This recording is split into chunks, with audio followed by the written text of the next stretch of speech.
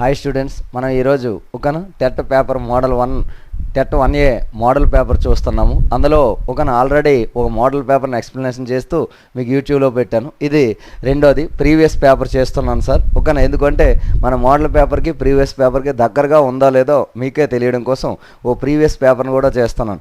ఇలా daily up to exam 3వ తేదీ వరకు డైలీ ఒక వీడియో టెట్ 1A వాళ్ళకి పెడుతున్నాము. అలాగే ఓవరాల్ రివిజన్ కావాలని చాలామంది మెసేజ్ చేస్తున్నారు. అలాగే TET 2A maths papers explanation చేయండి అని అంటున్నారు.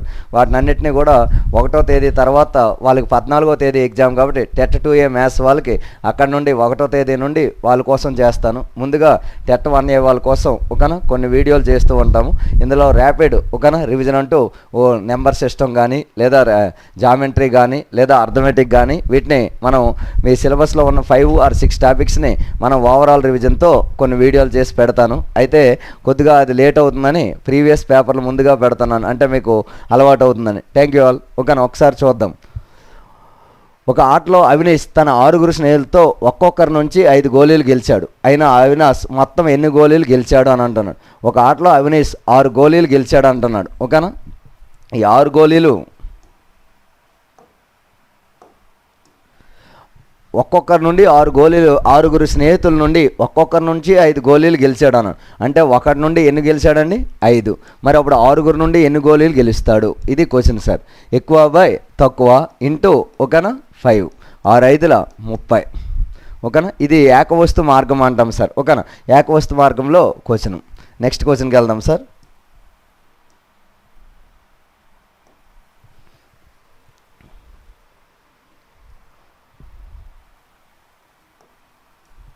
రెండో క్వశ్చన్ చూడు. ఒక సంఖ్య మరియు 5ల లబ్ధం 0 అయినా ఆ సంఖ్య ఎంత అంటున్నాను. ఒక సంఖ్య తెలియదు కాబట్టి x అనుకుందాం సార్. ఇంటూ 5 ఈక్వల్ టు ఏమొచ్చింది?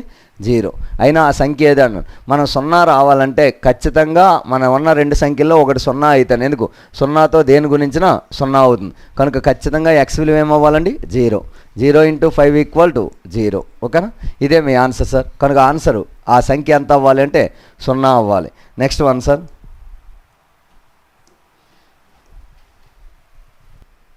ఓకేనా, నెక్స్ట్ వన్ చూడు. The value of 3/7 plus -6/11 plus -8/21 plus 5/22 యొక్క విలువ ఎంత అంటున్నాడు. ఓకేనా,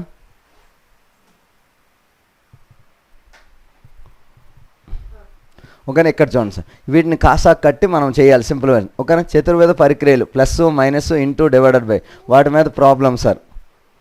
ఓకేనా, మరి ఇక్కడ రాస్తున్నప్పుడు ఏం రాయాలి చూడండి.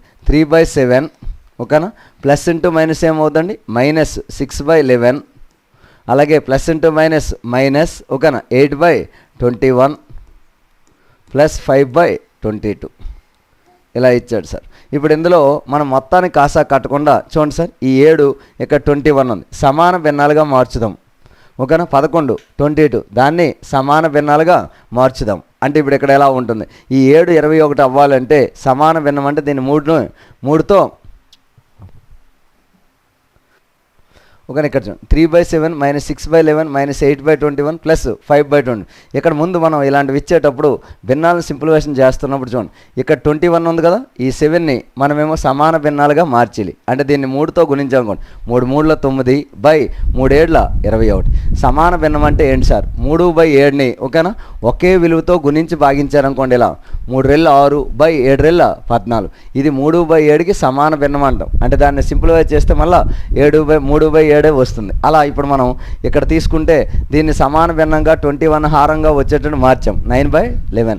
అలాగే దీన్ని మార్చేటప్పుడు -12/22 -8/21 ప్లస్ 5/22. ఈ రెండు ఒక దగ్గర తీసుకుంటే ఈ రెండిటి కాసాగా ఎంత అండి? 21. మరి అప్పుడు ఏమవుతుంది? 9 - 8 అంటే 1. అలాగే ఈ రెండిటి కాసాగా తీసుకున్నాం అనుకోండి సార్. ఓకేనా, -22 ఇక్కడ ప్లస్ చేద్దాం సార్. ఇది -12 ప్లస్ ఇది 5 అని తీసుకున్నాం అనుకోండి. ఇక్కడ ఏమొచ్చిందో చూడండి. మొత్తంగా తీసుకుంటే 1/21. నెక్స్ట్ ఇక్కడ -12లో 5 తీసామనుకోండి సార్. 10లో 5 తీస్తే 5 7 అంటే ఇప్పుడు ప్లస్ ఇంటూ మైనస్ -7/22 సార్. ఇక్కడ 2 భిన్నాలు తీసివేతలు 2 భిన్నాలు కలపడం ఎలాగో చూద్దాం సార్. 2 భిన్నాలు గుణించాలి సార్. ఫస్ట్ ఆరంలో ఉండేవి 21 × 22 ఓకేనా మీద క్రాస్ మల్టిప్లికేషన్ సార్. ఇలా 22 1 జా 22 మైనస్ 21 7 జా 7 7 14. అంటే ఇప్పుడు ఈ 122 తీస్తే మైనస్ 125 బై 21 స్క్వేర్ తీసుకున్నాం అనుకోండి సార్, 441. మరి ఆ 441కి 21 స్క్వేర్ అంటే 21 స్క్వేర్ 441 అనుకున్నాం అనుకోండి. దానికి ఇప్పుడు మరో 21 కలపాలి. అంటే ఏమొచ్చింది 1 6 4 461 సార్. ఓకేనా. అయితే ఇలా రాస్తూ ఉంటారు. కానీ మనం 21లో 22 తీసుకున్నాం కాబట్టి ఇక్కడ తీసుకున్నప్పుడు ఇది కలిపితే చూడండి సార్ 462. ఇది ఒక పద్ధతి సార్. అంటే ఏం చేసాము 21 ఇంటూ 22 అంటే 21లో 22 గుణిస్తున్నాం కనుక ఒక 21 ఇంటూ 21 అంటే 21 సార్లు గుణిస్తాను. స్క్వేర్ చేసి దానికి అదే యాడ్ చేస్తే వస్తుంది. లేదు ఇలాంటి షార్ట్ కట్లు ఇవన్నీ ఇప్పుడు వద్దు సార్. మనం డైరెక్ట్గా 21 ఇంటూ 22 నీకు రాకపోయినా 2తోనే 2 ఒకటి 2 2 రెళ్ళ 4 2 ఒకటి 2 2 రెళ్ళ 4 462. ఇలాంటివి మాత్రమే మనకు బాగా వచ్చు కాబట్టి అవే వాడదాం సార్. అంతేగాని నెంబర్ ఆఫ్ షార్ట్ కట్స్ చూడడం వల్ల మీకు కన్ఫ్యూజ్ అవుతారు. ఇలాంటివన్నీ చెప్తుంటారు మధ్య మధ్య, అవన్నీ విడిచిపెట్టండి సార్. డైరెక్ట్గా నీకు మల్టిప్లికేషన్ వచ్చు, ఒకవేళ అయితే 10 వరకే టేబుల్స్ వచ్చు, 2తోని గుణిస్తే సరిపోదు. అంటే ఇప్పుడు మీ ఆన్సర్ ఏంటండి -125/460. అంటే ఇందులో సింప్లిఫికేషన్తో పాటు భిన్నాల్లో సమాన భిన్నాలు కాన్సెప్ట్ను వాడాడు సార్. ఇదే బిట్టు ఒకటి బిట్ అయితే ఒక దాంట్లో 3/7 ఉంది, దీనికి సమానమైన భిన్నం రాయండి అన్నాడు. ఒక 5తో గుణించామనుకోండి సార్. ఓకేనా. 3 5 15 బై 7 5 35. ఇదే దాని యొక్క సమాన భిన్నం సార్. అంటే 3/7ని ఒక 5తోనే కాదు, నువ్వు ఏదైనా లవహారాలను ఒకే సంఖ్యతో గుణిస్తే వచ్చే ఆ లబ్ధ భిన్నము ఏమవుతుందంటే మొదటి దానికి ఓకేనా ఈక్వల్ ఫ్రాక్షన్ అంటాం, సమాన భిన్నం అని వాడుతూ ఉంటాం సార్. ఆన్సర్ నీకు ఇదిగోండి సెకండ్ ఆప్షన్. నెక్స్ట్ వన్కి వెళ్దామండి.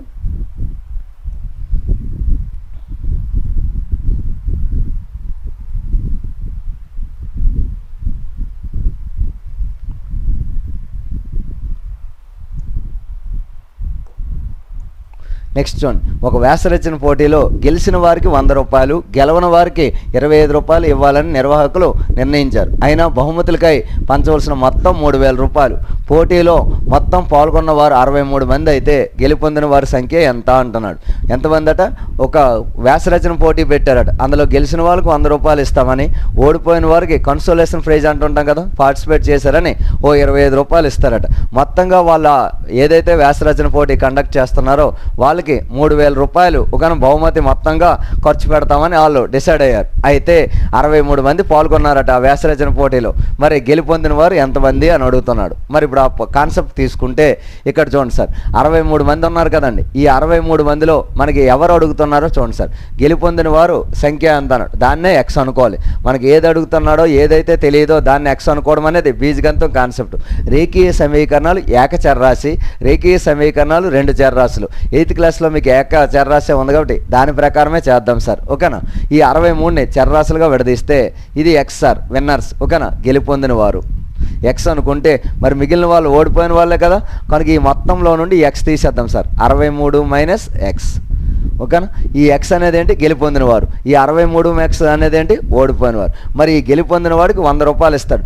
ఒకటి గెలిచాడు అనుకో ఒక 100 వస్తుంది, ఇద్దరు గెలిస్తే 200 వస్తుంది. అలా ఎక్స్ మంది గెలిచారు కాబట్టి ఎక్స్ ఇంటూ 100 ఇంటూ ఎక్స్, డబ్బులు ఇంటూ ఆ వ్యక్తులు, ప్లస్ వీళ్ళు 63 మైనస్ ఎక్స్ కదా, వాళ్ళు ఎంతమంది? 25. కనుక 25 into 63 minus x is equal to వీళ్ళకైన ఖర్చు మొత్తంగా కలిపి ఆ నిర్వాహకులకు పెట్టిన ఖర్చు ఎంత అంటే 3000 రూపాయలు. దీని నుండి మీరు ఎక్స్ కడితే ఆ గెలుపొందిన వారి సంఖ్య వచ్చేస్తుంది. మరి ఆ ఎక్స్ కట్టాలంటే ఏమవుతుంది? ఇది 100x సార్. ఓకేనా. ప్లస్ 25తో ఈ 63 గుణిస్తే 25 3 75, 7 ఉంటుంది. 25 6 150, 150కి 7 కలిపితే 1575 minus 25 into X 25x is equal to 3000. మరి ఇప్పుడు 25x 100లో తీసామనుకోండి 75x is equal to ఈ 1575 అటు వెళ్తే మైనస్ అవుతుంది సార్. అంటే 3000 మైనస్ 1575. మరి 3000లో 1500 తీస్తే 1500 ఉంటుంది. ఆ 1500లో 75 తీస్తే 1425. అంటే ఇప్పుడు 75x ఈజ్ ఈక్వల్ టు 1475. ఓకేనా. ఇప్పుడు ఎక్స్ కావాలి మనకి. ఎక్స్ ఈక్వల్ టు ఇక్కడ రాస్తున్నాను చూడండి sir. X equal to 1475 by 1475 కాదు సార్ 25. ఇక్కడ 75 తీసాం కదా, 1425 బై 75. అండ్ ఈ ఆన్సర్ 5తో తెగుతుంది సార్. చూడండి 5తో కొట్టామనుకోండి 5 15 5తో కొట్టామనుకోండి, 5 రెళ్ళ 10, 5 8ల 5 5ల, మళ్ళీ 5తో తెగుతుంది, చివరి 5 ఉంది కాబట్టి 5 3ల 5తోనే, 5 5ల 25, 5 7ల, 3 1ల 3 19ల. అంటే ఎంతమంది అంటే గెలుపొందిన వారు 19 మంది. ఇదే నీ ఆన్సర్ సార్. ఓకేనా? ఇది రూల్గా ప్రాసెస్ సార్. ఓకేనా? దీన్నే షార్ట్ కట్ చూద్దాం ఒకసారి.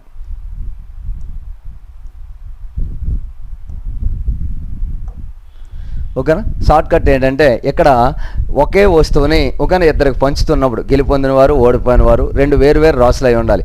అలా పార్కులో కొన్ని తలలు కొన్ని ఒకన కాళ్ళు ఉన్నాయి. అందులో కూడా ఆవులు కాళ్ళు అంటే 2గా విడదీస్తే ఆ తలల్ని లేదా ఆ కాళ్ళని 2గా విడదీస్తే, అలాగే ఒక కాయిన్ బాక్స్లో 10 రూపాయలు 5 రూపాయలు కాయిన్లు ఉన్నాయి. వాటి డబ్బుల్ని 10 రూపాయల కాయిన్లు 5 రూపాయల కాయిన్లుగా 2గా విడదీస్తే ఇలాంటి లెక్కలన్నింటిలో 2 వాల్యూస్ ఉంటాయి సార్. ఏంటది? ఇక్కడ చూడండి, ఈ 3000 అనేది డబ్బులు, 63 అనేది ఉంది ఇది ఈ 3000 వాళ్ళందరికీ సర్దుతున్నాం. ఈ 63 మందిని కూడా 2గా విడదీస్తున్నాం. గెలుపొందిన వారు ఓడిపోయిన వారు, గెలుపొందిన వారు ఓడిపోయిన వారని. మరి అలా ఉంటే మనం ఏం చేయాలి చూడండి సార్. ఈ 63 మంది తీసుకొని ఆ 63 మంది ఒక 5 నిమిషాలు గెలిచారు అనుకుందాం. 63 మంది గెలిస్తే 63 ఇంటూ ఒక్కొక్కరికి 100 రూపాయలు ఇస్తామన్నాం కదా, కనుక 63 ఇంటూ 100 వేయండి సార్. ఓకేనా? 6300. అలాగే 63 మంది ఓడిపోయారు అనుకుందాం సార్. ఓకేనా? 63 ఇంటూ 25 అంటే ఎంత అవుతుందండి? ఇప్పుడే గుణించాం, 1575. ఇప్పుడు ఇక్కడ మొత్తం గెలిస్తే 6300 ఖర్చు అవుద్ది, మొత్తం ఓడిపోతే 1575 రూపాయలు ఖర్చు అవుతుంది. కానీ ఇద్దరూ కలిపి ఓకేనా మనకు లెక్క చూసారు లేదు, ఇద్దరికీ కలిపి మనం ఖర్చు పెడుతుంది మాత్రం 3000.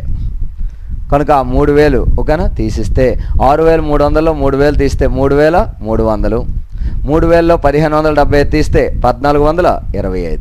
ఈ 2 కూడా 5తో క్యాన్సిల్ అవుతాయి సార్. ఓకేనా? 5 రెళ్ళ 5 8ల 5 5ల, 5తో 5 6ల 5 6ల 0. ఓకేనా? నెక్స్ట్ మళ్ళీ చివరి 0 ఇక్కడ 5 ఉంది కాబట్టి 5 4ల 5 5ల 25, 5 7ల. నెక్స్ట్ ఇక్కడ కూడా 0 ఉంది కాబట్టి 5 1ల 5 3ల 5 రెళ్ళ. ఓకేనా? నెక్స్ట్ ఇక్కడ చూడండి సార్, 3తో తెగుతుంది, 3 19ల 3తో. ఓకేనా? కొడితే ఇక్కడ చూడండి, ఒకసారి ఇందాక 5తో కొడుతున్నప్పుడు 5 1ల 5 3ల, నెక్స్ట్ 5 రెళ్ళు సరిపోయింది. ఇప్పుడు 3తో కొట్టాం సార్, 3 1ల 3, 3 9ల 27. ఇది 3తో కొట్టాము, 3 4ల 12, 3 4ల 12. మరి మొత్తంగా చూడండి ఇక్కడ ఇంకా ఇది ప్రైమ్ నెంబర్ వచ్చింది. ప్రైమ్ నెంబర్ వచ్చిందంటే అది ప్రైమ్ నెంబర్ మల్టిపుల్ అవ్వాలి. 19వ ఎక్కంలో 44 రాదు కాబట్టి ఇక్కడతో ఆపేయాలి. క్యాలిక్యులేషన్ ఎక్కడితో ఆపకూడదు. మరి ఇప్పుడు ఈ 19 ఈ 44 కలిపితే 63ఏనా? 63 కాబట్టి గెలుపొందిన వాళ్ళు 19 మంది, ఓడిపోయిన వాళ్ళు ఎంతమంది అంటే 44. ఓకేనా? కాన్సెప్ట్లో గెలుపొందిన వారు ఎంతమంది అన్నాడు, 19 మంది. నీ ఆన్సర్ సార్.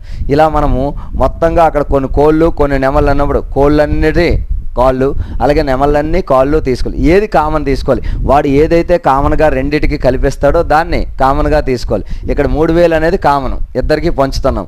అలాగే అక్కడైతే ఏముంటుంది, కాళ్ళు, దాని కాళ్ళు దీని కాళ్ళు కలిపి ఒక 156 అని ఇచ్చాడు అనుకోండి, ఆ 156 ఇక్కడ వేయాలి. ఓకేనా? అలాగే మనం 10 రూపాయలు 50 రూపాయలు అన్నప్పుడు 500 రూపాయలు మొత్తం డబ్బులు అన్నాడు అనుకో, 500 ఇక్కడ వేయాలి. ఇది కాన్సెప్ట్ సార్. ఇలా మీరు ప్రీవియస్ పేపర్లో ఉండే బిట్లే కాదు, టెక్స్ట్ బుక్లో లెక్కను కూడా ఈ షార్ట్ కట్ను వాడి చేయొచ్చు సార్. నెక్స్ట్ వన్ చూద్దాం సార్.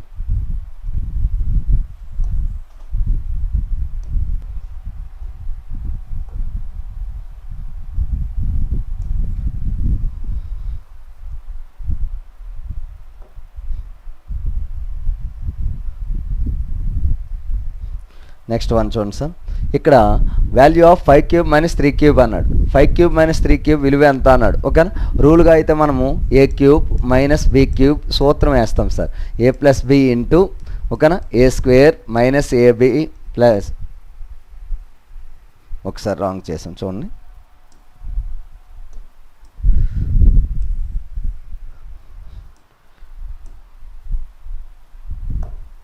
ఇక్కడ a cube minus b cube formula అడుగుతున్నాం sir. A minus b into a square plus ab plus b square. ఓకేనా? A cube minus b cube formula a minus b into a square plus ab plus b square. మరి నువ్వు ముందు నేను రాస్తున్నప్పుడు maths sir అయ్యారు ఫార్ములాయే తప్పు రాశారు అనుకోండి, కాదు సార్. ఫార్ములాలు 2 ఉండడం వల్ల ఏ క్యూబ్ మైనస్ బి క్యూబా ఏ క్యూబ్ ప్లస్ బి క్యూబ్ అని మా నాన్ మ్యాథ్స్ వాళ్ళు పాపము టెన్షన్ అయిపోయి దానికి ఇది దీనికి అది వాడేసి ఓకేనా ఏదో ఒకటి చేస్తారు. ఏదైతే మిస్టేక్ చేశారో అదే నీకు చూపించాను. అలా ఇప్పుడు నేను రాసినట్టుగా వాళ్ళు ఆ మిస్టేక్ చేస్తారు. కనుక ఇది మనము ఇప్పుడు వాడవలసిన పని లేదు సార్. ఎందుకు? మనకి ఇచ్చిన చిన్న చిన్న అంకెలు సార్. 5 క్యూబ్ తెలియకపోతే ఏం చేస్తాము, 5ని 3 సార్లు గుణించాలి. ఇదే కదా, మైనస్ 3ని 3 సార్లు గుణించేద్దాం సార్. 5 5 25, 25 5 125, మైనస్ 3 3 9, 9 3 27 తీసేద్దాం సార్. ఆన్సర్ 98. ఎలా 100లో 27 తీస్తే ఓకేనా, లేదు 25లో 27 తీస్తే ఇక్కడ మైనస్ 2 ఉంటుంది. మరి 100లో 2 తీస్తే ఎంత అండి? 98. చూడండి ఒకసారి ముందు చిన్న చిన్నవి ముక్కలు తీసుకోవాలి. 25 తీసేద్దాం, 27 ఎంత ఉంటుంది? ఇక్కడ 2 ఉంటుంది, ఇక్కడ ఎంత ఉంది? 100. 100లో 2 తీస్తే ఎంత అండి? 98. ఇది సింపుల్ సార్. అంతేగాని ఈ సూత్రాలు వేసి ఈ సూత్రంలో A = 5, B = ఓకేనా 3 అని చెప్పి సబ్స్టిట్యూట్ చేస్తూ ఉంటాడు. అలా చేసి చేయొచ్చు ఎప్పుడు పెద్ద నెంబర్లు అయితే. మనకు అంత లేదు సార్, 10th ఎలిజిబిలిటీ టెస్ట్ కాబట్టి చిన్న చిన్నవే ఇస్తున్నాడు. ఓకేనా, నెక్స్ట్ వన్ చూద్దాం.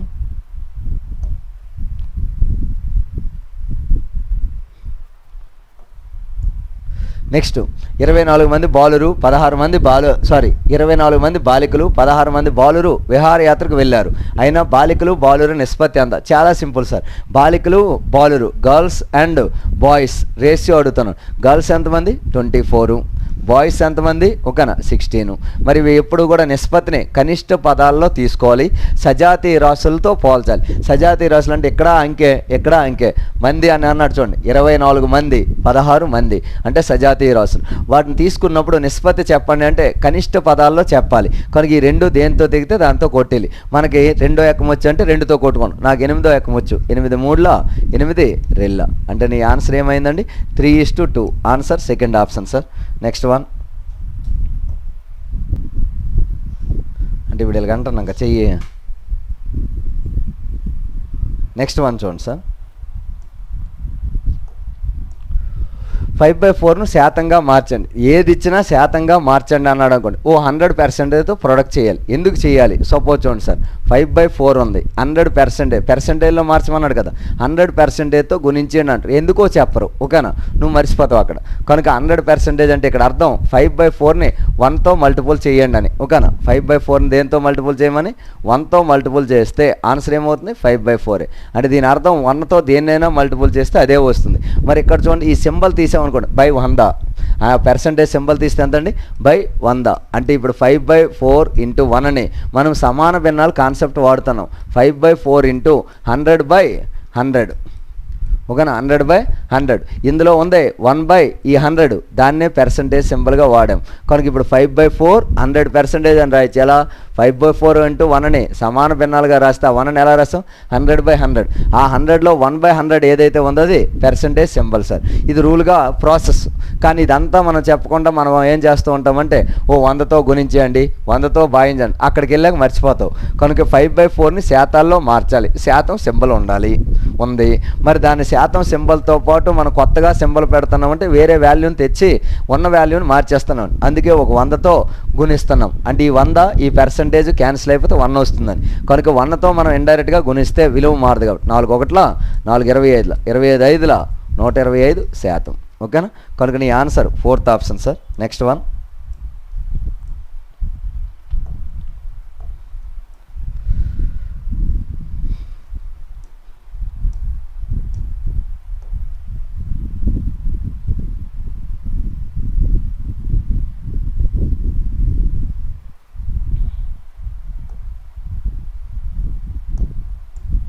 ఓకేనా, ఇక్కడ చూడండి. ఒక దుకాణంలో ఒక జత స్కేటింగ్ బూట్లు ఖరీదు 450. దానిపై 5% అమ్మకం పన్ను విధించిన చెల్లించవలసిన బిల్లు మొత్తం ఎంత అన్నాడు. ఓకేనా, ఇక్కడ చూడండి సార్, లాభం కానీ నష్టం కానీ కొన్న వేల మీద లెక్కిస్తాం సార్ ఎప్పుడును. అంటే ఇక్కడ కొన్న వేలను 100% అనుకోవాలి. దాని మీద లాభం కానీ వచ్చిందనుకోండి ఆ 100కి యాడ్ చేయాలి. అదే నష్టం వచ్చిందనుకోండి 100లో సబ్ట్రాక్ట్ చేయాలి. ఎప్పుడు దేన్ని? ఆ కొన్న వేలని ఇప్పుడు 100% అనుకోవాలి. దాని మీదే లాభం అంటే పెరుగుతుంది, నష్టం అంటే తగ్గుతుంది. ఆ 100కే కలపాలి, ఆ 100కే తీయాలి. ఇది లాభ నష్టాలు పాఠం సార్. రెండో కాన్సెప్ట్. ఓకేనా, మనము రుసుము డిస్కౌంట్ ఇస్తాం. ఈ డిస్కౌంట్ ఎప్పుడు దేని మీద ఇస్తాము? కొన్న వేల మీద ఇవ్వకూడదు సార్. కొంత ప్రకటన వేల ప్రకటిస్తాడు, అంటే కొన్న వేలను అధికం చేసి ప్రకటన వేలను ప్రకటించుకుంటాడు, దాని మీద డిస్కౌంట్ ఇస్తాడు. కనుక ఇక్కడ ప్రకటన వేలను 100% అనుకోవాలి. మరి డిస్కౌంట్ అంటే ఎప్పుడూ తగ్గుతుంది, ఆ 100%లో తీయాలి. అంటే ఇక్కడ చూడండి సార్, కొన్న వేలను 100% అనుకోవచ్చు కొన్ని లెక్కలు, అలాగే ప్రకటన వేలను 100% అనుకోవచ్చు అవి మరి కొన్ని లెక్కలు. ఇప్పుడు డిస్కౌంట్ ఇచ్చినప్పుడు రుసుము ఇచ్చినప్పుడు వచ్చినప్పుడు. మూడో కాన్సెప్ట్ సార్ ఇది ఓకేనా. ఇక్కడ ఏంటంటే అమ్మకం వేళ అమ్మేస్తాడు, కానీ ఆ అమ్మినప్పుడు సపోజ్ మనమే షూ కొన్నాము షాప్కి వెళ్ళి 450 రూపాయలు అన్నాడు, కానీ బిల్లు ఇచ్చినప్పుడు 450 కన్నా ఎక్కువ ఉంది. ఇగో ఇక్కడ 472 ఎంత ఉంది, మరి అంత బిల్లు ఎందుకు ఇచ్చారు అని అడుగుతాను. అప్పుడు వాడు అంటాడు ఓకేనా, మీకు ఒరిజినల్ కాస్ట్ ఎంఆర్పి రేటు ఇదేనా సార్, ఓకేనా, మీ అమ్మకం వేళ ఇదే, మేము అమ్మడానికి అదే పెట్టాము, కానీ దాని మీద జిఎస్టీ ఉంటుంది, దాన్నే వ్యాట్ ఉంటుంది, లేదా దానిపై అమ్మకం పన్ను ఉంటుంది అంటాడు. మూడు రకాలు ఒకటేనా సార్, అమ్మకం పన్ను అన్నా, జిఎస్టీ అన్నా, వ్యాట్ అన్నా. ఇక్కడ విలువ ఆధారిత పన్ను అంటాం వ్యాట్ని, జిఎస్టీ అంటే గూడ్స్ సర్వీస్ ట్యాక్స్ అంటాం. అలాగే అమ్మకం పన్ను అన్నాడు ఇక్కడ ఓకేనా. అమ్మకం పన్ను అన్న ఒకప్పుడు మొదట అమ్మకం పన్ను ఉండేది, దాని ప్లేస్లో వ్యాట్ వచ్చింది, దాని ప్లేస్లో ఇప్పుడు మనం జిఎస్టీ వాడుతున్నాం సార్. అలా ఇప్పుడు మనం ఈ 5% అనేది ఎప్పుడూ పెరుగుతుంది. ఎందుకు, మనం కొన్న రేటు కన్నా జిఎస్టీయో లేదా వ్యాటో లేదా అమ్మకం పన్ను పెరుగుతుంది, కాబట్టి ఎప్పుడు 100 కలపాలి.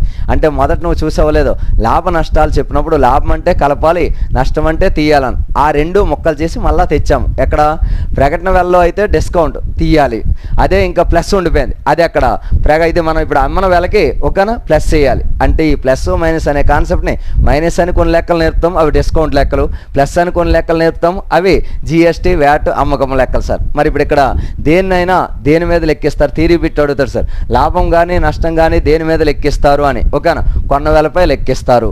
అలాగే డిస్కౌంట్ దేని మీద లెక్కిస్తారు, ఎల్లప్పుడూ ప్రకటన వేలపై లెక్కిస్తారు.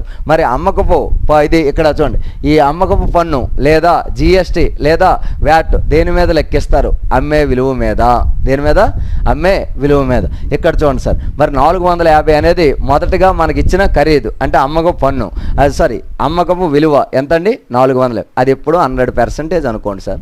100% 450 అయితే ఇప్పుడు దానికి అమ్మకపు పన్ను విధించారు ఎంతండి 5%, అంటే పెరుగుతుందా తగ్గుతుందండి, పెరుగుతుంది. కనుక ఈ 100 కలిపితే 105%, ఇదే మన బిల్లు సార్ ఓకేనా. ఇదేమో సెల్లింగ్ ప్రైస్ సార్ ఓకేనా, ఇప్పుడు ఇదేమవుద్దండి బిల్లు ఓకేనా. బిల్లు అంటే ఇప్పుడు 100% 450 అయితే దానికి అమ్మకం పన్ను కానీ జిఎస్టీ కానీ వ్యాట్ కానీ కలపాలి. 105% ఎంత, చిన్నపిల్లల లెక్కలు సార్ ఓకేనా. 105 ఎక్కువ బై తక్కువ ఇంటూ ఓకేనా 450.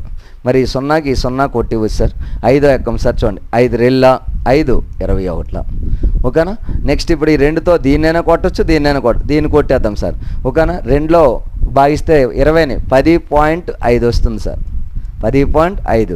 అంటే ఇప్పుడు నీ ఆన్సర్ ఏంటండి 10.5 ఇంటూ 45 గుణిస్తే సరిపోతుంది సార్ ఓకేనా. అంటే ఇక్కడ ఎలా 10 రూపాయలు 4.45 ఉన్నాయి, మామూలు చిల్లర వ్యాపారం, నువ్వు గుణించి ఇదంతా చేయకుండా నేనేం చెప్తున్నాను, 10 రూపాయల నోట్లు 45 ఉన్నాయి, అంటే ఎంత అవుతుంది 450 ఓకేనా. నెక్స్ట్ 10 రూపాయలు 45 ఉన్నాయి, 10 రూపాయలు 45 ఉన్నాయంటే మీ ఊర్లో అయినా మా ఊర్లో అయినా 2 10 రూపాయలు తీసుకెళ్తే ₹1 ఇస్తారు. అలాంటివి 45 10 రూపాయలు తీసుకెళ్ళి ఓకేనా ఇచ్చావు అనుకుందాం, మరి అప్పుడు నీకు ఎంత ఇస్తారు, ₹22.50 ఇస్తారు. ₹22.50 ఇగో ₹22.50 ఓకేనా. 50.0274 ఇదే. లేదు నాకు తెలియదు సార్ అన్నాం అనుకో, ఈ పాయింట్ లేదు అనుకొని ఒక్కసారి ఈ 5తోని 4తోని గుణించి ఒక స్థానం తర్వాత పాయింట్ ఎట్టాలి. ఇది నీ లెక్క సార్, ఇదే బెటరు, 5తో గుణించుకోవడం 4తో. నాకు ఇది అలవాటు కాబట్టి ఇది రాశాను, నీకు ఏది అలవాటు అయితే అదే ఫాలో అవ్వాలి. ఎలా, 5తో ఒకసారి గుణించాలి, 4తో ఒకసారి గుణించాలి, పాయింట్ కుడివైపు నుండి ఒక స్థానం తర్వాత ఉంది కాబట్టి నువ్వు కూడా ఒక స్థానం తర్వాత పెట్టాలి. అంటే ఇప్పుడు ₹472.50 సార్ ఓకేనా. నెక్స్ట్ వన్కి వెళ్దాం సార్.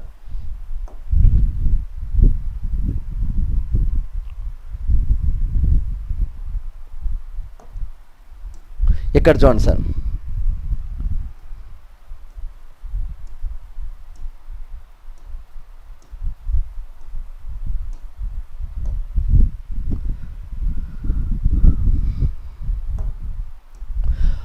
అసలు ₹1200, సంవత్సరానికి 12% వడ్డీ రేట్ అయితే 3 సంవత్సరాల తర్వాత చెల్లించవలసిన మొత్తం ఎంత.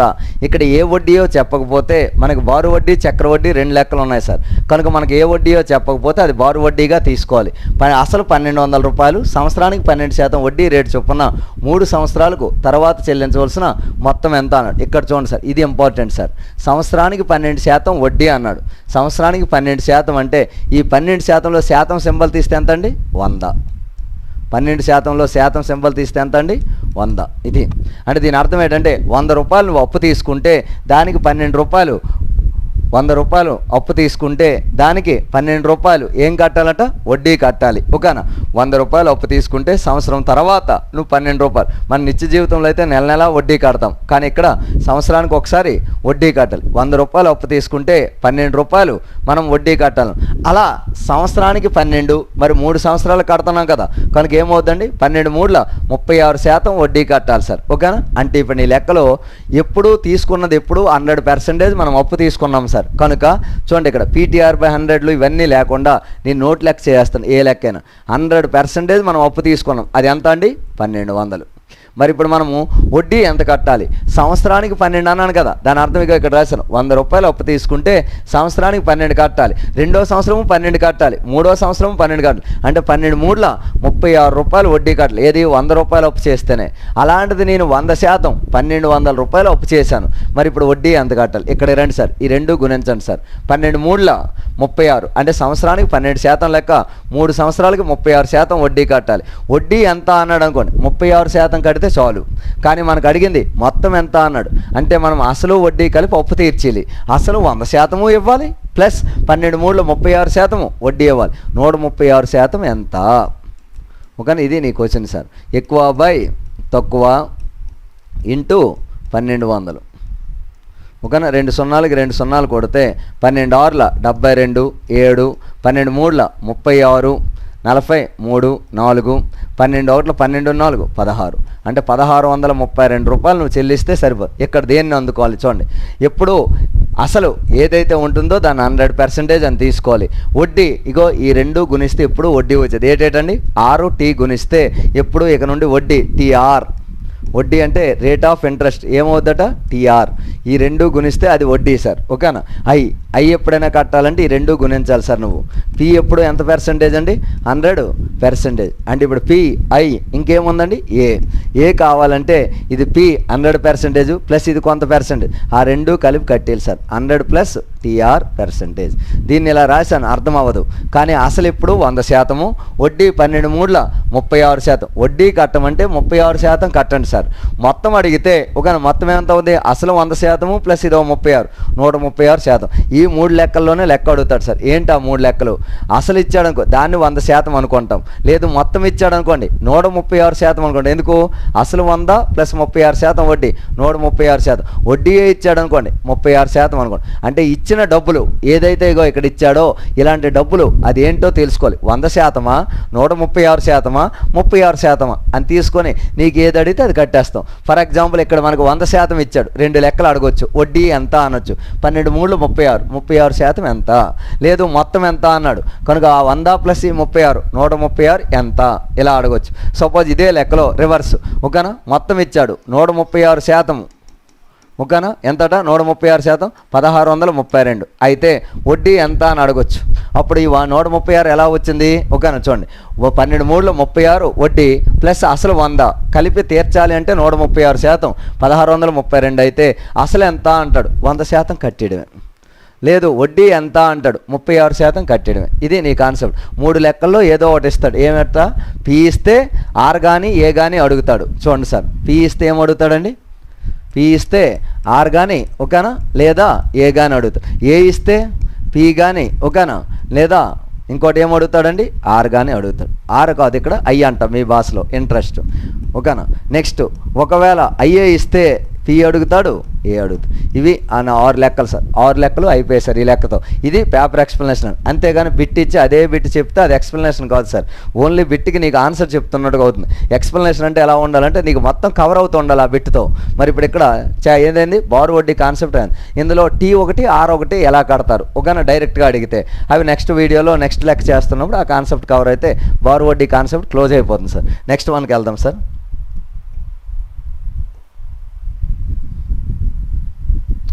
నెక్స్ట్ వన్ చూడండి సార్. ఇక్కడ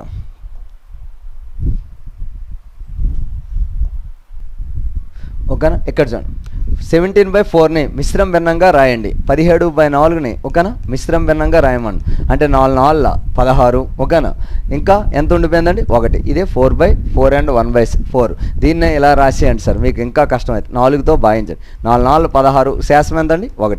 ఇలా రాసేయండి సార్. అదే మిక్స్డ్ ఫ్రాక్షన్. ఓకేనా, ఏం చేసాం, 4 4 16, అందులో 1 తీస్తాం. 4 and 1/4. ఇదే నీ ఆన్సర్. ఈ 4 అండ్ 1/4. ఓకేనా? ఇక నుండి ఎప్పుడైనా సపోజ్ 8/3 ఉంది, దీన్ని మిక్స్డ్ ఫ్రాక్షన్గా రాయమండి. 8ని 3తో భాగించండి సార్. 3 రెళ్ళ 6, శాసం ఎంత 2, ఇలా రాసేయడమే. 3 and 2/3. ఇది 2 ముందు రాయాలి సార్ ఇక్కడ. 2 and ఓకేనా 2/3 ఇలా అయిపోయిందా? నెక్స్ట్ వన్కి వెళ్దాం సార్.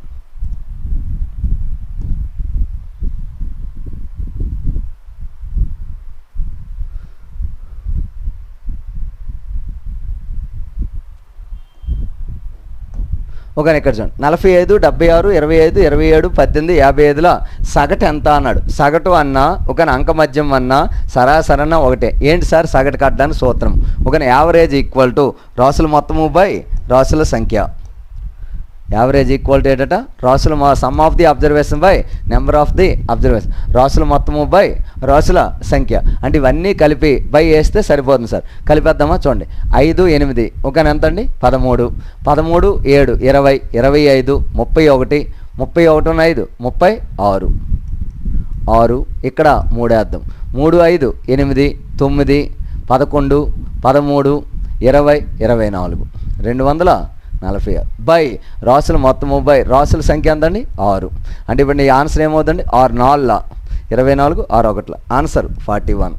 ఓకేనా? మరి దీనికి షార్ట్ కట్లో కూడా చెప్తారు సార్. పెద్ద నెంబర్లు అయితే నేనే చెప్తాను, చిన్నవే కాబట్టి రాసుల మొత్తము బై రాసుల సంఖ్య సరిపోతుంది. ఇదే టెట్ స్టాండర్డ్ సార్. ఇదే కొద్దిగా పెద్ద నెంబర్లతో అడిగితే అది TGTకి అడుగుతాడు సార్. నెక్స్ట్ వన్ చూడండి.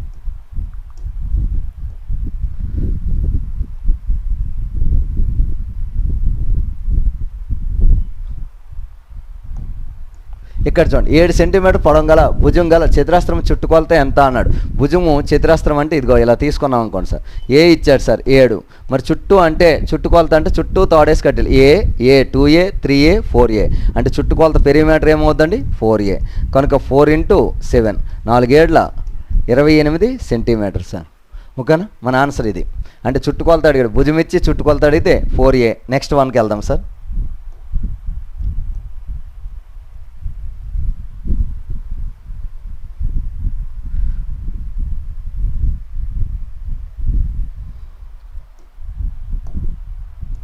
నాలుగు లంబకోణాలు కలిగిన రాంబస్ని ఏమంటాము? ఓకేనా? 4 లంబకోణాలు కాదు, ఒక కోణం లంబకోణమైన రాంబస్లో అది చతురస్రమే. 4 కోణాలు లంబకోణాలైనా అది చతురస్రం. ఎందుకు?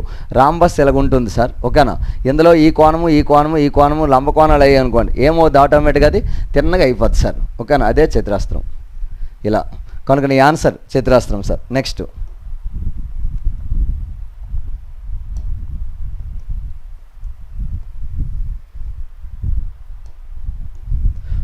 దీర్ఘగణం గల మొత్తం తలాల సంఖ్య ఎంత అన్నాడు. ఓకేనా? దీర్ఘగణం అంటే ఇగో ఇలా ఉంటుంది సార్.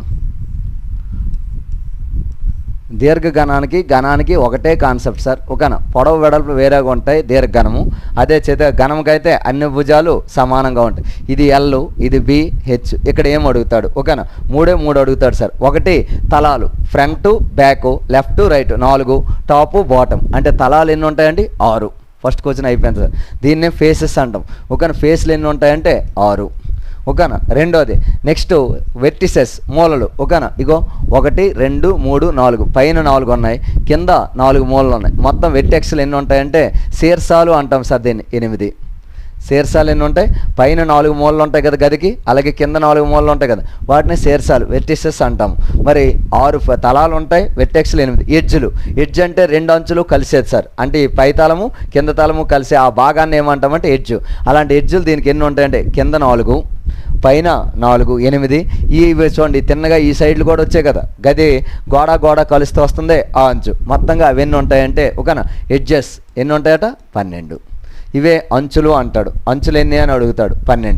అలా అది గణానికి అడిగిన ఈ 3 స్టాండర్డ్, దీర్ఘగణానికి అడిగిన ఈ 3 స్టాండర్డ్. మరి దీని నుండే ఓకేనా F+V = E+2 అంటాం. F+V = E+2. ఓకేనా? ఈ ఫార్ములాలో ఏవో 2 ఇచ్చి ఇంకోటి అడుగుతాడు. అంటే ఫేస్లు వెర్టెక్స్లు ఇచ్చి ఓకేనా ఎడ్జెస్ అడుగుతాడు. ఎడ్జెస్ వెర్టెక్స్లు ఇచ్చి ఫేస్లు అడుగుతాడు. దీన్నే ఆయిలర్ సూత్రము అంటాం. దీన్ని ఏమంటాము? ఆయిలర్ సూత్రము అంటాం. నెక్స్ట్ వన్ చూద్దాం సార్.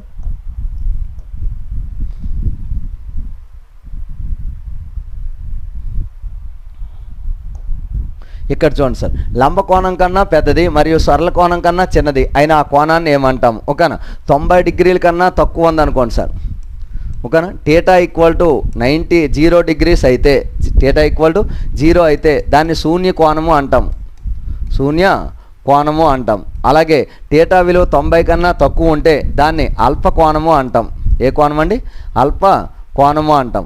అదే θ = 90 అయితే దాన్ని లంబ కోణము అంటాం. ఏ కోణం అట? లంబ కోణము.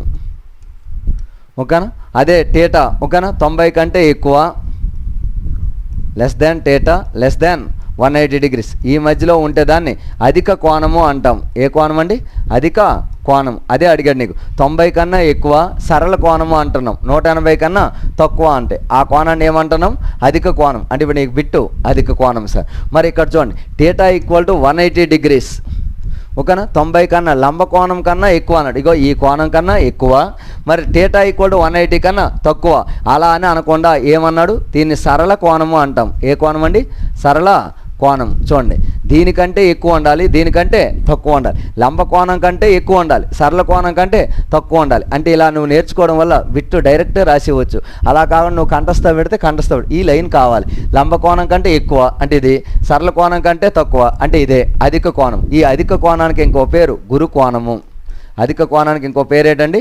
గురు కోణము అంటాం. ఓకేనా, నెక్స్ట్ θ = 180, దీన్ని సరళ కోణము అంటాం. θ చూడండి 180 డిగ్రీస్ లెస్ దాన్, ఓకేనా, 180 డిగ్రీస్ లెస్ దాన్ θ <270 డిగ్రీస్. ఓకేనా, ఈ మధ్యలో ఉంటే 180 కన్నా ఎక్కువ ఉండాలి, 270 కన్నా తక్కువ ఉండాలి. మరి ఇప్పుడు ఈ కోణాన్ని ఏమంటాం? పరావర్తన కోణము అని చెప్తూ ఉంటాడు సార్. ఓకేనా, దీన్ని. అలాగే మరి θ = 360 అయితే సంపూర్ణ కోణము. ఇది పరావర్తన. ఓకేనా, ఇది సంపూర్ణ కోణం. దీంతో పాటు నీకు మరో 2 తెలియాలి సార్. 2 కోణాలు, ఇది సింగిల్ కోణము. 2 కోణాలు ఇస్తే α + β = 90 డిగ్రీస్ అయితే పూరక కోణాలు అంటాము. ఓకేనా, α + β = 180 డిగ్రీస్ అయితే వీటిని సంపూరక కోణాలు అంటాము. సంపూరక. అదే α + β = 360 డిగ్రీస్ అయితే వీటిని ఓకేనా సంయుగ్మ కోణాలు అంటారు. ఇవి తెలిస్తే ఒక బిట్ కంపల్సరీ సార్ నీకు టెట్లో. ఆ కాన్సెప్ట్ ఈ కాన్సెప్ట్ తెలిస్తే నీ కాన్సెప్ట్ అయిపోయింది. ఇప్పుడు నెక్స్ట్ వన్కి వెళ్దాం సార్.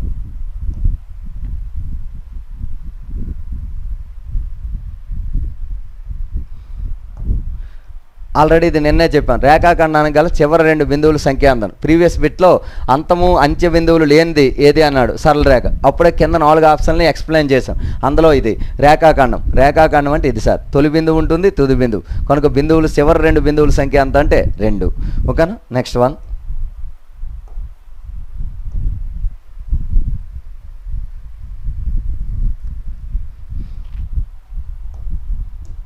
ఇక్కడ చూడండి సార్, క్యాండిడేట్ల ప్యారెడ్లో ఒక కవాత్ చేస్తున్నారు. ఒక కవాత్ చేస్తాం. ఒక అడ్డు వరుసకు 5 మంది క్యాండిడేట్లు ఉన్నారు. అడ్డు వరుసల సంఖ్యను బట్టి క్యాండిడేట్ల సంఖ్యను కనుగొనే నియమం అన్నాడు. ఓకేనా, అమెరికా సూత్రం అంటారు దీన్ని. ఈ లైన్లో 5 ఉన్నారట సార్, ఇలా. ఓకేనా, 5. అలా ఎన్ని లైన్లు ఉన్నాయో తెలియదు. రెండో లైన్లో కూడా 5 ఉన్నారు. 5 రెళ్ళు ఎంత అవుతుంది? 10. అలా ఇక్కడ ఎన్ని లైన్లు ఉన్నాయో తెలిసే సూత్రాన్ని రాయమంటున్నాడు. నియమము అన్నా సూత్రం అన్నా ఒకటే. మరి ఆ నియమం రాయమన్నప్పుడు ఇక్కడ n ఉంది అనుకుందాం. వీడి ప్రకారం ఎన్లో మనమైతే x అనుకుంటాం, వీడి ప్రకారం n. అంటే ఇలాంటి లైన్లు ఎన్ని ఉన్నాయి?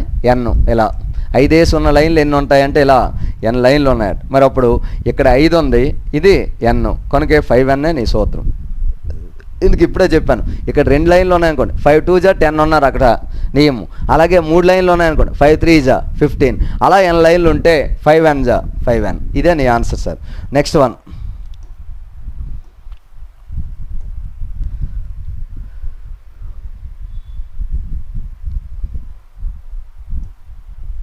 ఇక్కడ చూడండి సార్, 10x² - 18x³ + 14x³ కారణాంకాలుగా వ్రాయండి అన్నాడు. ఒక వీటన్నిటిలో 2x² కామన్ వస్తుంది సార్. కనుక 2x² కామన్ తీస్తే చూడండి, 2x² కామన్ తీసామనుకోండి ఏమవుతుంది? ఒక ఇక్కడ ఏమవుతుంది? 5 మిగులుతుంది కాబట్టి 5x. మరి 5 ఏమి ఉండదు సార్.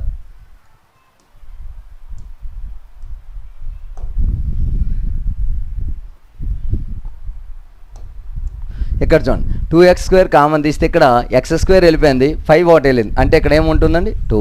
అలాగే ఇక్కడ రండి సార్. ఓకేనా, సారీ 5 ఉంటుంది కదా.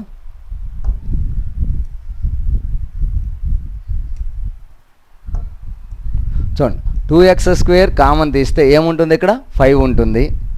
నెక్స్ట్ ఇందులో x² వెళ్ళిపోతే ఒక x ఉంటుంది, 2తో భాగిస్తే 9 అంటే -9x.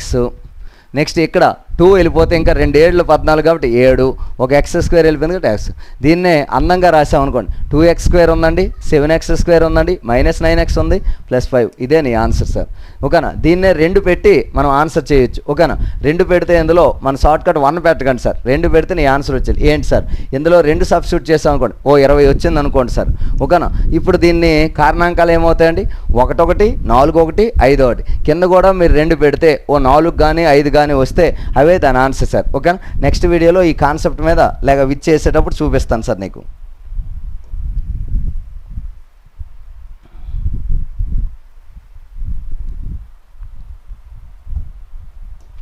ఇక్కడ చూడండి sir, 2⁵ divided by 2⁵ whole power 5 into 2⁻⁻5 అని ఇచ్చాడు.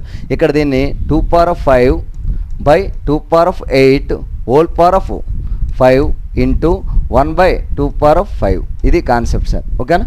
మరి 2⁵ 8 పైకి వెళ్తే ఘాతం మైనస్ అవుతుంది, అంటే 2⁵ ఇంటూ 2⁻⁻8 హోల్ పవర్ 5 ఇంటూ 2⁵. ఓకేనా. మైనస్ అని రాసుకోండి అన్నిటినీ. ఇక్కడ చూడండి, భూములు సమానం అయితే ఘాతాంకాలు కలపాలి, అంటే 2⁻³ హోల్ పవర్ 5 ఇంటూ ఇది మళ్ళీ యాస్టీజ్గా పైన పెట్టాను 2⁻⁻5 ఈక్వాలిటీ ఇది ఏమవుతుందండి 2⁻−15 ఇంటూ ఇది 2⁻−5 అంటే a⁻m హోల్ పవర్ n సూత్రం a⁻mn. భూములు సమానం ఘాతాంకాలు కలపాలి అంటే 2⁻−20 ఉందా. ఇదిగో ఇదే ఆన్సర్ సార్, సెకండ్ ఆప్షన్. ఓకేనా. నెక్స్ట్ వన్ చూద్దాం. అంటే ఇక్కడ సూత్రాలు రావాలి సార్, 2 సూత్రాలు. ఇది పైకి వెళ్తే ఏమవుతుంది a⁻m−n ఒక సూత్రం, రెండోది ఈ 2 భూములు సమానం అయితే ఘాతాంకాలు కలపాలి రెండో సూత్రం, మూడోది a⁻m హోల్ పవర్ n నాలుగో సూత్రం, మళ్ళీ భూములు సమానం అయితే ఘాతాంకాలు కలపాలి. అంటే ఘాతాంక న్యాయాల సూత్రాలు వస్తే సరిపోతుంది సార్. ఓకేనా. ఆ సూత్రాలతో నీకు ఒక వీడియో చేసి ఉంటుంది, అది చూస్తే సరిపోతుంది sir. Next one,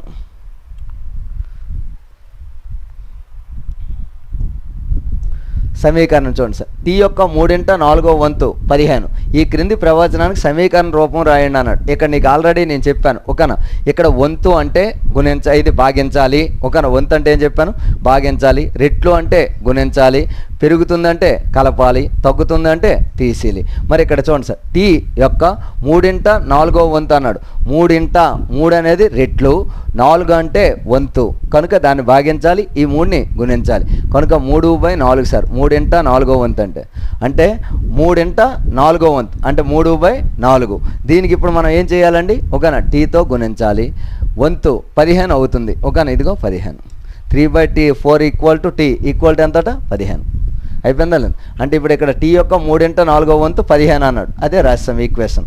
next one,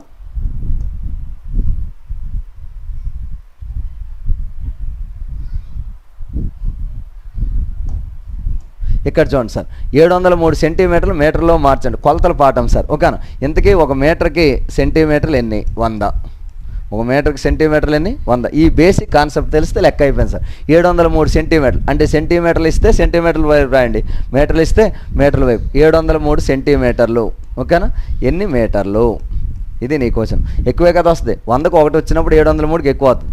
ఎక్కువ బై తక్కువ, ఇది సెంటీమీటర్లే, 100 సెంటీమీటర్లే ఇంటూ 1 మీటర్ మిగిలింది. ఎక్కువ బై తక్కువ ఇంటూ మిగిలింది. అలా రాస్తున్నప్పుడు సెంటీమీటర్ పోయింది. ఇప్పుడు 1తో గుణిస్తే 703 వచ్చింది. కింద ఎప్పుడైనా 2 సున్నాలో 1 సున్నా ఉందనుకోండి, తీసేయాలనుకోండి, కొట్టకండి. ఇలా మనం ఏం చేయాలి, 2 సున్నాలు ఉన్నాయి కాబట్టి కుడివైపు నుండి 2 స్థానాల తర్వాత పాయింట్ పెట్టాలి. అంటే ఆన్సర్ 7.03 సెంటీమీటర్స్. ఇదే నీ ఆన్సర్. ఓకేనా. అంటే ఇప్పుడు నీ ఆన్సర్ రెండోది సార్. నెక్స్ట్ వన్,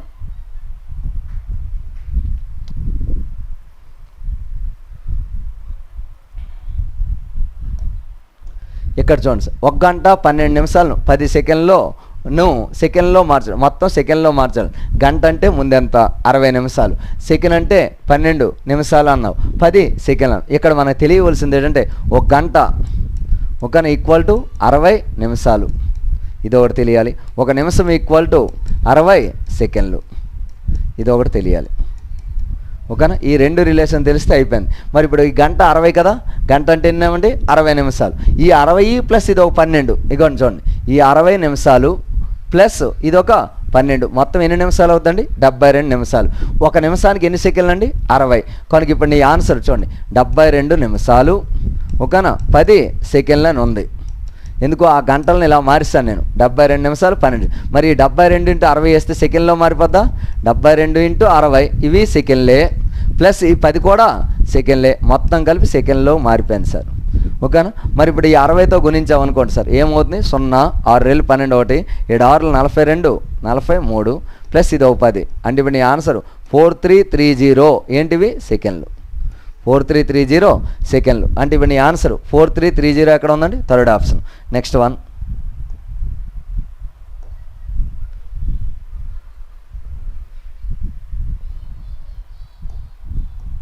ఇక్కడ చూడండి సార్, ఘనపరిమాణం 625 సెంటీమీటర్ క్యూబ్ మరియు ఎత్తు 20 సెంటీమీటర్ కనుక దీర్ఘఘనం యొక్క భూవైశాల్యం ఎంత అన్నాను. నీకు ఆల్రెడీ నేను చెప్పాను ప్రీవియస్గా మన యాప్లో రాంబాబు సార్ RS అకాడమీ యాప్లో మెన్సురేషన్ ఫార్ములా ఎలా వస్తుందో చెప్పాను సార్, లెక్కలేమి చెప్పకుండా.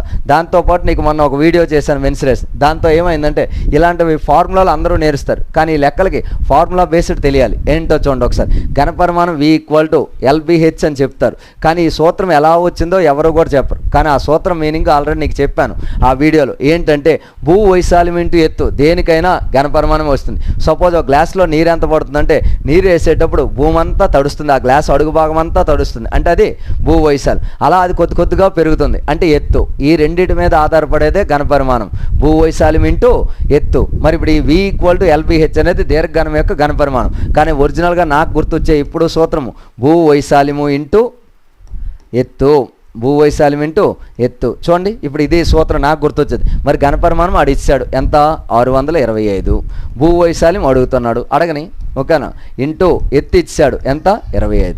మరి ఆ 25 గుణిస్తుంది, ఇటు వస్తే ఏమవుతుంది భాగిస్తుంది. అంటే ఇప్పుడు మనకు భూ వైశాల్యం కావాలి అని అంటే ఆ 25తో భాగించామనుకోండి, 625/25 25 620. అంటే ఇప్పుడు మనకు వచ్చిన భూ వైశాల్యం ఎంత అంటే 25 సెంటీమీటర్ స్క్వేర్.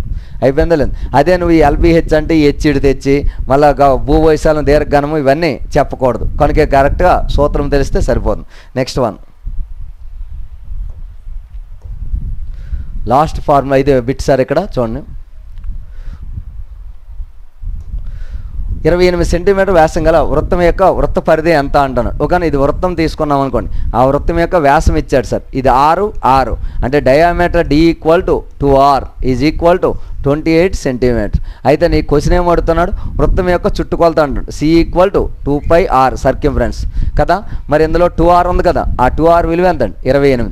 అంటే పై విలువ 22/7 ఇంటూ 28. 7తో కొట్టాము, 7 1 7 4 అంటే 22 × 4 ఎంత వచ్చిందండి 88. అంటే ఇక్కడ వృత్తం యొక్క చుట్టుకొలత కావాలి. చుట్టుకొలతకు సూత్రము πd L2 రాస్తారు, అవేం వద్దు, మనకు వచ్చిన బేసిక్స్ 2πr వచ్చు, అందులో 2R కలిపితే ఇది. మరి ఆన్సర్ ఎంత వచ్చిందండి 88.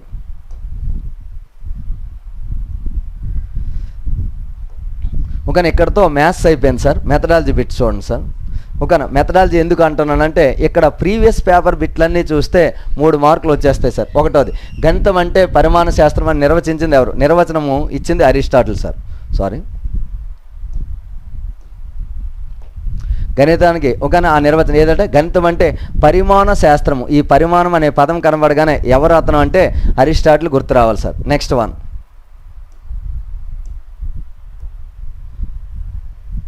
రెండోది, ఏ వృత్తికి చెందిన వ్యక్తి అయినా గణితాన్ని ఏదో విధంగా తన నిత్య జీవితంలో ఉపయోగించుకుంటున్నాడు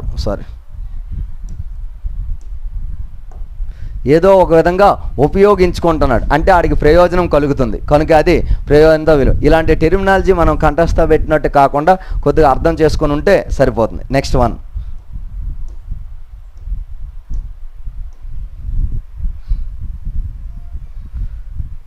తగినన్ని మూర్త ఉదాహరణల సాయంతో ఒక సూత్రాన్ని రాబెట్టడం లేదా ఒక విషయాన్ని సాదరీకరించడం. అంటే కొన్ని ఉదాహరణలు ఇస్తూ నువ్వు మొత్తానికి సూత్రాన్ని ఆడి నోటి నుండి రాబెట్టావు. సూత్రాన్ని రాబెట్టడం ఆగమన పద్ధతి.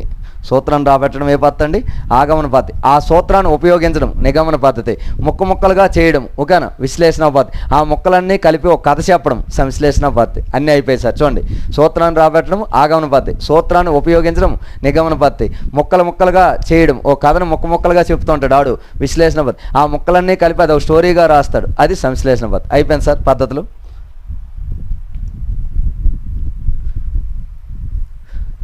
నెక్స్ట్, బోధన అభ్యసన కృత్యంలో వీటి వలన విద్యార్థుల తార్కిక ఆలోచన, అన్వేషణ శక్తి, సమస్య పరిష్కరణ సామర్థ్యాలు మొదలైనవి అభివృద్ధి చెందుతాయి. ఇక్కడ పదాలు చూడండి సార్, చాలా ఇంపార్టెంట్ సార్. ఆ పదాలు తార్కిక ఆలోచన ఓకేనా, అలాగే అన్వేషణ శక్తి, సమస్య పరిష్కార సామర్థ్యాలు అన్నాడు. అంటే మనం ఏదైనా ఒక టీఎల్ఎం తీసుకెళ్ళామని కూడా బోధన ఉపకరణం, దాన్ని ఎలా సాధ్యత తీసుకోవాలి అంటే ముందు ఆలోచిస్తాడు, తర్వాత అవన్నీ ఎక్కడ దొరుకుతాయి అన్వేషిస్తాడు, దాన్ని సమస్య పరిష్కారానికి ఎలా ఉపయోగపడుతుంది ఇవన్నీ కనుకే అది బోధన ఉపకరణం సార్. ఓకేనా, క్లోజ్ సార్ పేపర్. నెక్స్ట్ వీడియోలో మరొక పేపర్తో మేము ముందుకు వస్తాను. Thank you all, thank you. అందరూ సబ్స్క్రైబ్ చేసుకోండి సార్ ఓకేనా, షేర్ చేయండి, మరి కొంతమంది మనం హెల్ప్ చేసిన వాళ్ళం అవుతాం. Thank you all, thank you.